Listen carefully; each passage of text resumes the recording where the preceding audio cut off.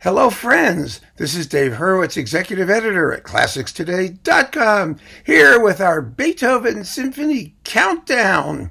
Now, we've already done the ninth, the eighth, and now we're doing the seventh. I have 10 versions of the seventh. Here they are. And that's the seventh. See you later. No, just kidding. Just kidding, folks. I do have 10 versions here of the seventh. And, the seventh is one of those symphonies. It's one of the great iconic Beethoven symphonies, and everybody does it, and most people do it fairly well. Not everyone does it superbly, fabulously well, but these are 10 versions which are absolutely exceptional. There are others. I will always say that. There are others, but I draw the line at 10, and these were the ones that I threw down the stairs, and these are the ones that made it to the bottom, as they say in the biz. This is really, really an amazing piece of music. I mean, do I need to say that? No, but I want to anyway, because its extraordinary qualities, it's something virtually new, really new in the sense that, when you think about Beethoven's Seventh, it is such a dynamo, a whirlwind of sound.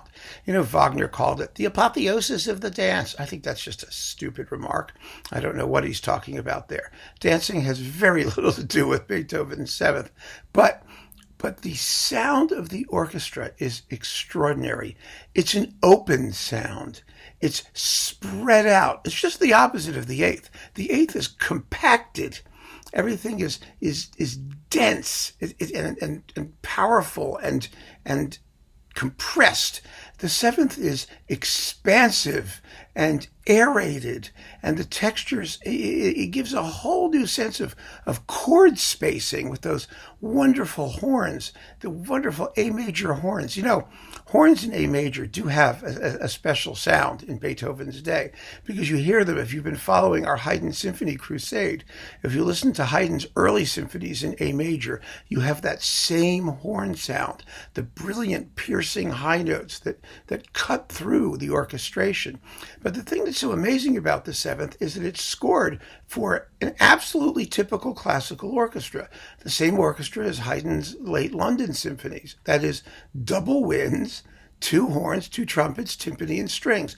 That's it. But the sound is huge, enormous. It's huge because of the way Beethoven lays out the orchestra, the freedom in the string section, the difference between high violins and low basses. Just everything has a richness and depth of sonority that's really, really new in music. I mean, you could almost say that it sounds like a Copland ballet. It has that outdoors quality. The symphony does have a model in a sense. If you think about it, the closest that we get to the same sound of Beethoven's Seventh and a similar kind of layout is Haydn's 88th Symphony, which is a very, very beautiful work, of course, and one where you can hear some of the same kinds of rusticity and rhythmic energy and the use of horns the same way that Beethoven does. It's similar, not the same. But wow, what an incredible piece of music.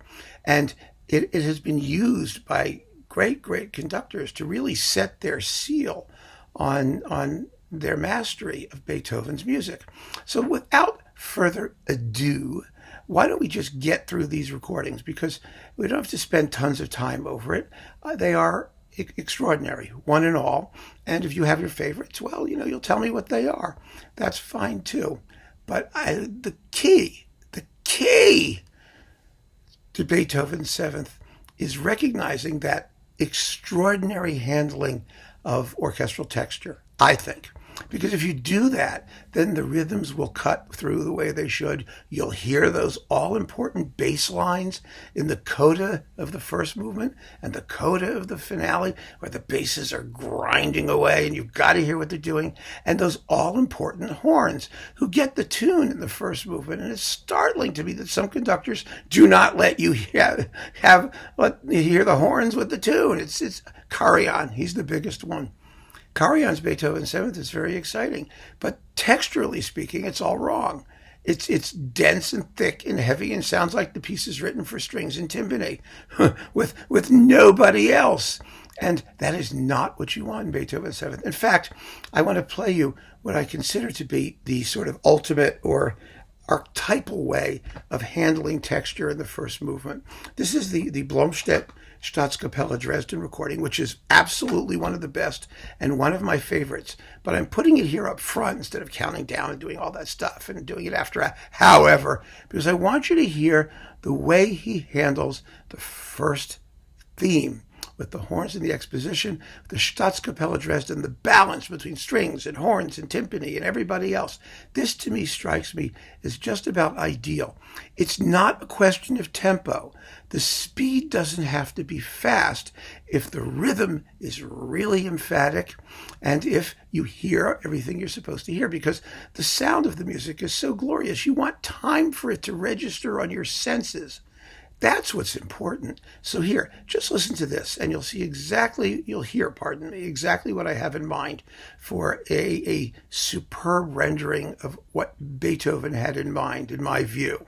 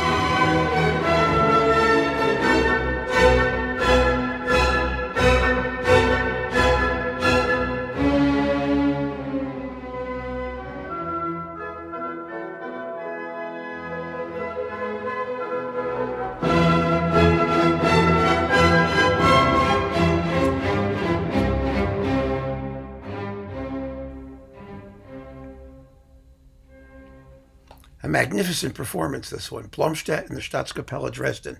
It's on the list of the top 10. But you see what I mean? With the way that everything cuts through the texture and the rhythms are hit on the bottom and you have top to bottom sonority. I mean, this is an orchestra that really, really knows how to do that well. So let's just keep that in mind. Keep that in your ears when you go and listen to other versions of the Seventh and your own favorite versions of the Seventh and see how they stack up. See if they realize as much of the music as I think Blomstedt wrings out of it. Now, there's one other issue that I do want to talk about in Beethoven's Seventh, and this is sort of a sticking point, and that's the question of repeats. The first movement repeat, the exposition repeat in this symphony is terrible. It's the worst lead back Beethoven ever wrote. It's such a mistake. It's a pity because I love hearing it twice. I don't object to anyone who repeats the exposition, but whenever they do repeat it, I go, oh God, if only Beethoven had really thought about it, because it's completely perfunctory. And the music is going like gangbusters. Remember, there's already a big, long introduction, which is virtually an independent movement, although it's related to what will come later. But you just, the music just sort of peters out, and then all of a sudden you hear all over again. And you just go, oh my God, why did he do that? Oh, that's so bad. I mean, at the very least, he could have left out the quiet statement and cut right to the loud counter statement of the theme. That might have worked. It goes, wah, where I came in with the sound clip. That could have been where the repeat is. I don't know. That Beethoven really was, I think, thinking so far ahead that he didn't spend that much time worrying about what happens if you go back. So that's one issue. The other issue is the scherzo, because the scherzo is a tough movement to do. It goes round and round and round, which is really sort of, endlessly. And it can sound, even though it's very quick, it can sound very dull. if the trio is taken too slowly, that middle section, and if you do every blasted repeat, and you should because the form is very interesting because each time it comes back, it cuts a repeat and gets a little shorter. But in order to appreciate that, it has to move at a certain tempo. It has to have a certain rhythmic liveliness so that the repeats don't become monotonous. That's a trick. And then the finale. The finale has less of a trouble with an exposition repeat because the repeat is well judged. It's appropriate. But if you don't do it, it makes no difference whatsoever because, again, like the first movement, it's just a dynamo and it goes forward.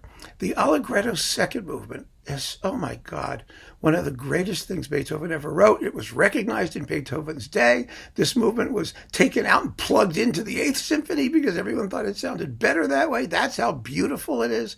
It needs to be a true allegretto. It can't drag. And there has to be just perfect balance between the two component melodies that make up its main theme.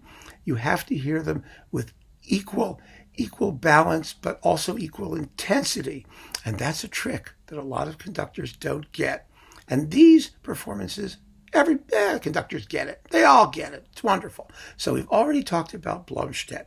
Next on my list is this one. This is Toscanini with the New York Philharmonic. This was what, 1930-something, 36, I think? Yeah, I think, there we go, 1936. Now, this performance is critically important in the history of Western music because this was the performance that essentially established the ideal of modern orchestral sound. It is a fully modern performance in the sense that it holds up perfectly well. The orchestra and the ensemble are immaculate. It set a standard to which all others would aspire. It really did. And it was very well recorded for its day, even though it's 1936. This is the Japanese Opus Cura version transfer. And this is the one I recommend that you get if you want to hear this performance, because all of the others, including the ones on RCA, have too much denoising. You're going to hear swish, you're going to hear crackle. That's the nature of the beast. I mean, there's 78 RPM records, and they're noisy. But if you can listen through the noise, there's really good, well-balanced, rich sound there. And it's very obvious. It's not a trick. You don't have to imaginatively recreate things that aren't there. There's a really sensitive, solid orchestral texture and picture there that Toscanini is realizing in real time. And it's exceptional. Absolutely exceptional. So this is as far back as we can go with Beethoven's Fifth, and this is one of the few historical recordings of absolutely unalloyed greatness that really holds its own against anything that anybody can do today. You know, some people talk about, conductors having ideas, or interpretive elements that nobody has had since. And yeah, okay, you can think those are important or not important. But this is a performance that holds its own, not just because of the interpretation, but because of its realization in the orchestra. And you can hear it audibly, even though it was recorded in 1936. So this is the Beethoven Seventh on Opus Cura.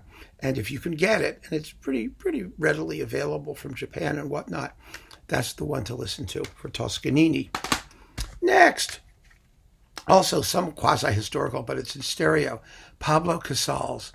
Now, some of you mentioned this disc because it has an absolutely stunning version of the Eighth, which I did not include in my list of eighths, and some of you jumped up and down and yelled at me, and you were right. I mean, it's a great version of the Eighth. Definitely one of the great ones, but it's also a great version of the Seventh.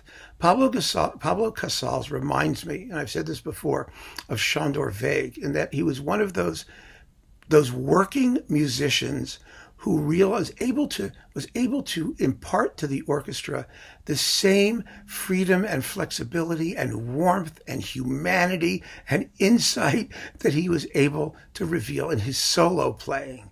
It's really extraordinary. And this Seventh is a case in point. Again, the tempos are not too fast. The orchestra is what Marlborough Festival Orchestra, I think, yes, which is a pickup ensemble, a very good one.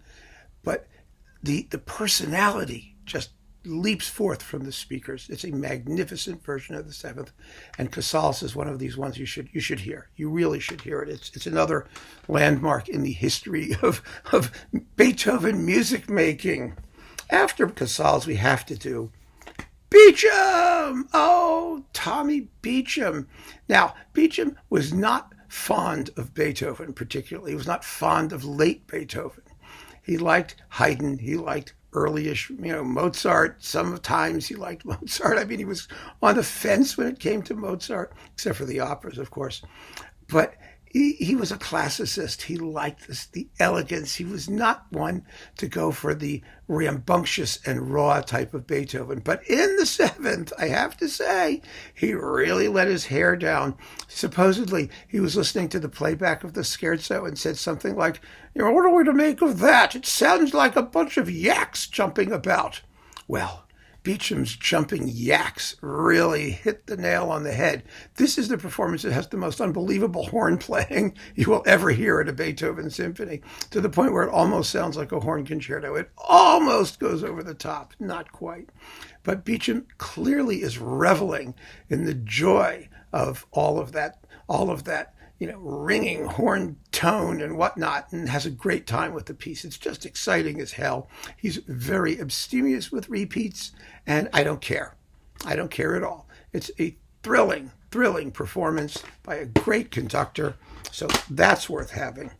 Next, we have to talk about a recent addition, Manfred Honeck with the Pittsburgh Symphony. Now, as you may know, Honeck is a bit controversial in this music. Some of you do not like this record of the Fifth and the Seventh. I think it's stunning. I think this performance of the Seventh is absolutely glorious, full of good ideas, with none of the wackiness and sort of antisocial paranoid schizophrenia that affects Honeck's more recent recording of the Ninth, because I don't know what happened to him. Obviously, he has to be careful as he approaches this familiar music, because he has a tendency, like so many conductors these days, to go Dadaist and put his own mustaches on these particular Mona Lisas. And we don't need that. We've got plenty of horrible conductors who will do that. But here, with 5 and 7, I think he gives of his best in Beethoven and the Pittsburgh Symphony. My God, they sound glorious. And it's a reference recordings release, which means the sonics are going to be terrific. Fabulous. Absolutely fabulous. Also fabulous, Paavo Jarvi with the, the Deutsche Kammerphilharmonie Bremen. That's what they are, the Deutsche Kammerphilharmonie Bremen. And this is a hot seventh. It is the only seventh, well, no, there are two sevenths that I would recommend that adopt the period instrument approach. This one and Thomas Dalsgaard's on C-Max, which I don't mention here. I mean, it's not in my pile, but it's one of the great ones too. Those are fabulous. These are just fresh, young, dynamic, exciting as hell, take no prisoners approaches to the music. And it's important that they are, although period instrument, conceptually, they're played on modern instruments, because this is another one of those forward-looking Beethoven symphonies that really doesn't work too well when you do it on period instruments. It always comes out sounding kind of small and creaky and all over itself and kind of a mess, whereas when you have a crack modern ensemble playing with elements of the period style, you can realize the music gloriously, as these players do. This is on RCA, and it's just fabulous. Now we're jumping back a bit. See, great Beethoven is all over the place. We started in 1936, and we can go to like just a couple years ago, and now we're somewhere in the middle. Antal Dorati and the London Symphony on Mercury Living Presence. Now, Dorati was a very underrated Beethoven conductor. He was really, really good at clarifying texture, at letting you hear down through the layers of string parts, letting you hear the bass lines. And this is a performance where he really does that. It's just splendid. It has that fantastic Mercury Living Presence recording. And the wonderful thing about this disc is that it comes with fabulous performances of what are they? Leonore Overture No. 3, Egmont, and best of all, the consecration of the house. something that is going to be worth its own talk, because that is such a hot piece, still too little known. But this Beethoven Seventh, if you haven't heard it, and you've got the Mercury box, or you can find it singly, is really worth getting. It's really, really worth getting. It's just exciting and virile, and it doesn't sound like anybody else's. Dorati had his own sound, and Dorati cared about what his recordings sounded like. He was one of those guys who really gave a damn about sonics and how his recordings came off. And when he was on, he was really, really hot. And this is the best of him in Beethoven. It really is. Also, really great, Bernstein with the Vienna Philharmonic. Bernstein had real affection and feeling for Beethoven's Seventh. His New York Phil recordings are also very, very good. But we should have a Vienna Philharmonic Beethoven Seventh, I think, if only for those Vienna horns. And this is one of those wonderful collaborative versions that Bernstein often did when he was in Vienna, because he knew they knew the music as well as he did. And for somebody who was as egomaniacal and could be as interventionist as Bernstein, he could also just let himself go and have an absolute conductor-orchestra love fest with the music. He lets them play. He gets involved where he thinks he has something to say, and the result is a perfect, harmonious coupling of the conductor's vision and the orchestra's own personal tonal and timbral qualities, and that makes this version of the Seventh quite special. And I think that it's definitely worth hearing even if you're down on Bernstein, and some people are. This is one of those things where Bernstein was always somebody who could prove you wrong, and whatever your assumption was about the way he conducted things. It's great Beethoven, plain and simple, just great Beethoven from Vienna. And this is the version with the Vienna Philharmonic, which I think overall is the best out there. So there you go. If you're a Vienna person, you'll want to hear that. Next, oh yes, Ferenc Fricsay. Fricsay was such an amazing Beethoven conductor. And the one he comes closest to is Pablo Casals in his approach. Like Chantor Vague, that is investing the music with incredible warmth and humanity and a singing vocal quality. And he never loses the thread of the argument. He carries it through wonderfully. He lets every section of the orchestra tell. This is with the Berlin Philharmonic, and this is the best Seventh with the Berlin Philharmonic, just as Bernstein's was the best with the Vienna Philharmonic. This is this Japanese issue that has just the Beethoven symphonies and overtures that Fricsay recorded for Deutsche Grammophon. He didn't finish the series. He died before he could finish it. But you get 1, 3, 5, 7, 8, 9, and a bunch of overtures, wonderful overtures. And it's really a great set. His Beethoven is very, very special. And I think the Seventh has just an effortlessness, it's a tough word to get out there, a relaxed geniality, I would call it. Not the most high tension, high profile sort of Beethoven out there, but so rewarding and so humane and just beautiful to listen to. And you may wonder where, for example, is Carlos Kleiber or Erich Kleiber? Well, I really like Erich Kleiber. Erich Kleiber is somebody worth considering. Carlos, his Vienna recording, not so much. His Concertgebouw recording, which is going to be issued separately, is a DVD, and then they're putting it out as a disc. That one is worth considering more so. But as I said before in my talk about the big Carlos Kleiber box, I'm not as impressed by him as an orchestral conductor as others have been. I really am not. I think his orchestral recordings are often quite perfunctory, and his Beethoven is very good, very disciplined, very together. But to me, just not special, not characterful enough to really attract my love. I respect and admire it. It's a tremendous accomplishment, but it's not in my top 10 stack. However, we have to get to the end of this, and my choice for the best Beethoven Seventh, and this may surprise you a little bit, I don't know. I mean, it will and it won't. Szell! Szell in Cleveland! I really love Szell in Cleveland. It's fantastic. Some pedantic commentator said, no, his name isn't Szell, it's Szell. You should pronounce it Szell. Well, let me just say straight out, I don't care. He's dead. I'm promoting him. He should be grateful. And if it's Szell or Szell or whatever, do it however you want. This is the way I always heard it my whole life, and it's good enough for me. Anyway, Szell's Beethoven Seventh has the best allegretto you will ever hear in your life. The tempo is perfect. The balances between the two melodies are supernatural. The clarity in the fugal episode later on is unbelievable. But the thing that makes this so wonderful is that it is Szell without any of that sort of obsessive control freakishness that sometimes mars his performances, that some people object to in his performances. There is nothing of that in this Beethoven Seventh. The horns ring out. It's all done with such unbelievable mastery and effortlessness and clarity and excitement. I mean, this is really, really exciting Beethoven.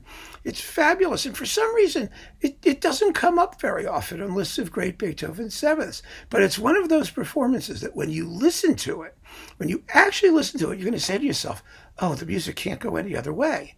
I mean, it's just the way it has to be. It has that kind of solidity and confidence and assuredness and mastery of it's just, that Szell believes the music is incredibly important and his players agree with him and they're going to do their damnedest to make sure that you agree with them. And so I choose Szell for my absolute favorite Beethoven Seventh. Without the exposition repeat, the first movement, I think. I don't even remember. I don't know. It all blurs together, frankly, unless the conductor does something incredibly stupid or bizarre.